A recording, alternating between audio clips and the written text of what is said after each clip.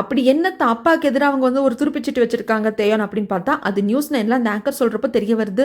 ஒரு பெரிய கப்பல் கம்பெனி 11 வருஷத்துக்கு முன்னாடி வேற ஒருத்தரோட பேர்ல அவர் பினாமியா வச்சிருந்தவர் வேற யாருமே இல்ல, சேர்மேன் தான். கப்பலோட போதுமான மெயின்டெனன்ஸ் இல்லாதனால அந்த கப்பல் பல பேசஞ்சர்ஸோட கடல்ல போய் மூழ்கி போயிருக்கும். நிறைய பேர் இறந்து போயிருப்பாங்க, நிறைய பேர் காணாம போயிருப்பாங்க.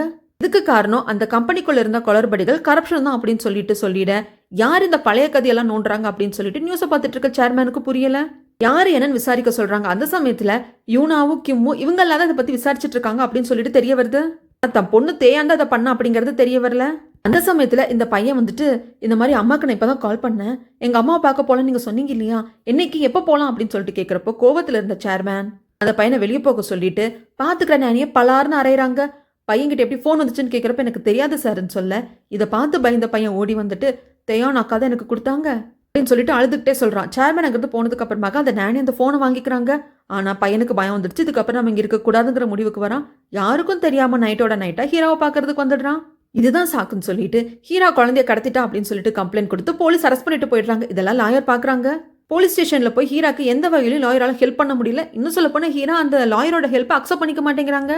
சேர்மேன் கிட்ட வந்து ஏன் இப்படி பண்ணீங்க அப்படின்னு சொல்லிட்டு கேட்கறதுக்கு அதுக்கு 2 காரணம் இருக்கு. ஒன்று, சும்மா என் பையன்ட்டு அவங்க வர்றது எனக்கு பிடிக்கல. 2வது, என்னோட கம்பெனியை பற்றி அதிகமாக நியூஸ்லையும் சேனல்லையும் எக்ஸ்போஸ் பண்ணிட்டு இருக்கா, அது பிடிக்கல, அதனால தான் இப்படி பண்ண அப்படிங்கிறாங்க. இவர் ப்ராமிஸ் பண்ணுறாரு, அந்த ஹீரா பொண்ணை வந்துட்டு நான் பார்த்துக்கிறேன், அவளை அங்கேருந்து ரிலீஸ் பண்ணுறதுக்கு நீங்கள் தான் ஏற்பாடு பண்ணும், ஏன்னா கம்ப்ளைண்ட் கொடுத்தது நீங்கள் தான், நீங்கள் மட்டும் ஹீராவை ஜெயிலே வச்சிட்டீங்க அப்படின்னா இந்த பையனோட பார்வையில் நீங்கள் தகப்பனா தெரிய மாட்டீங்க, கொடூரனாக தான் தெரிவிங்க அப்படின்னு சொல்கிறதுனால சேர்மேனும் ஓகேன்னு சொல்லிடுறாங்க. ஹீராவை ரிலீஸ் பண்ணிடுறாங்க. ஸ்டேஷனுக்கு போயிட்டு ஹீரா இவர் கம்பல் பண்ணி தன்னோட காரில் கூப்பிட்டு வராரு, நான் ட்ராப் பண்ணுறேன்னு சொல்லிட்டு. அந்த சமயத்தில் தான் ஹீரா கிட்ட எல்லாத்தையும் சொல்லுவாங்க, என் அக்கா உனக்கு தெரிஞ்சது துரோகத்தை பண்ணாலான்னு எனக்கு தெரியாது, அப்படி இருந்தால் என் அக்கா சார்பில் நான் மன்னிப்பு கேட்டுக்கிறேன், இதுக்கப்புறமாக போதும், அது என் அக்கா பையன், இந்த பிரச்சனையை நான் பார்த்துக்கிறேன், நீ இன்வால்வ் ஆகாது அப்படிங்கிற சமயத்தில் இல்லை, 11 வருஷத்துக்கு முன்னாடி சீமா கிட்டேருந்து இந்த குழந்தைய நான் வாங்குறப்போ எல்லாமா இருந்து நான் பார்த்துக்குவேன் வாக்கு கொடுத்து வாங்கியிருக்கேன், அந்த பையனுக்கு ஏதாவதுன்னா நான் வருவேன், அவள் அம்மா நான் வருவேன் அப்படின்னு ரொம்ப ஸ்ட்ராங்காக சொல்லிடுறாங்க. இங்க சேர்மேன் இவன் தான் என் பையன் அப்படின்னு போர்ட் ஆஃப் மெம்பர்ஸ் முன்னாடி அறிவிக்கிறதுக்காக வந்துட்டு இருக்கேன். அந்த பையன் கேட்பான், அம்மா எதுவும் பண்ண மாட்டீங்களே, நீங்க என்ன சொல்ல நான் கேட்பேன் அப்படிங்கிறதுக்கு, நீ விரும்புறவங்களை காப்பாற்றணும் அப்படின்னா பவர் உங்ககிட்ட இருக்கணும், பவர் உனக்கு கிடைக்கக்கூடிய இடத்துக்கு தான் கூப்பிட்டு போறான் அப்படின்ட்டு கம்பெனி கூப்பிட்டு வரப்போ அங்க ஹீரா வராங்க, பையனை தம்பக்கம் வாங்கி வச்சுக்கிறாங்க. ப்ராசிக்யூட்டர் ஆஃபீஸ்ல இருந்து ப்ராசிக்யூட்டரோட நம்ம லாயர் வராங்க, உங்களை அரெஸ்ட் பண்றோம்னு சொல்றாங்க.